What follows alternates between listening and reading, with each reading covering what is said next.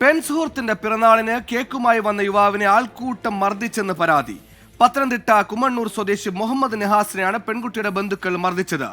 പെൺകുട്ടിയുടെ മാതാപിതാക്കളുടെ പരാതിയിൽ യുവാവിനെതിരെ പോലീസ് പോക്സോ വകുപ്പ് ചുമത്തി കേസുമെടുത്തിട്ടുണ്ട്.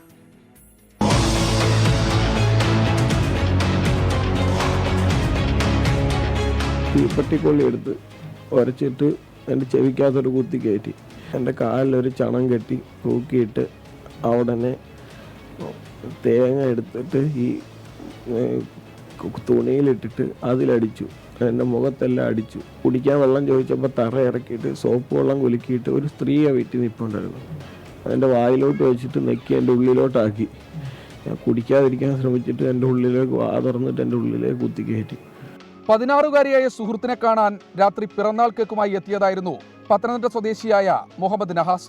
കൊല്ലം തേവലക്കരയിലെ പെൺകുട്ടിയുടെ ബന്ധുവീടിനു സമീപത്ത് വെച്ച് 10ഓളം പേർ ക്രൂരമായി മർദ്ദിച്ചെന്നാണ് 20-കാരന്റെ ആരോപണം. കുറേ തല്ലി.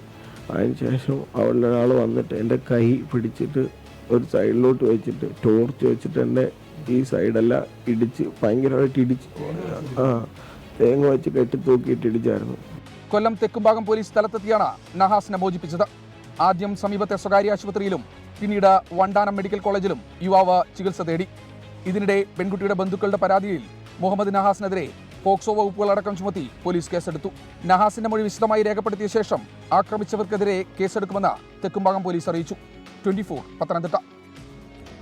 ലോകത്തെവിടെയായാലും ഏത് സമയത്തും 24 വാർത്തകളും ഓഗ്മെന്റഡ് റിയാലിറ്റി പാക്കേജുകളും എക്സ്പ്ലെയിനറുകളും വിശദമായി കാണാൻ ഞങ്ങളുടെ യൂട്യൂബ് ചാനൽ നിങ്ങൾക്ക് സബ്സ്ക്രൈബ് ചെയ്യാം.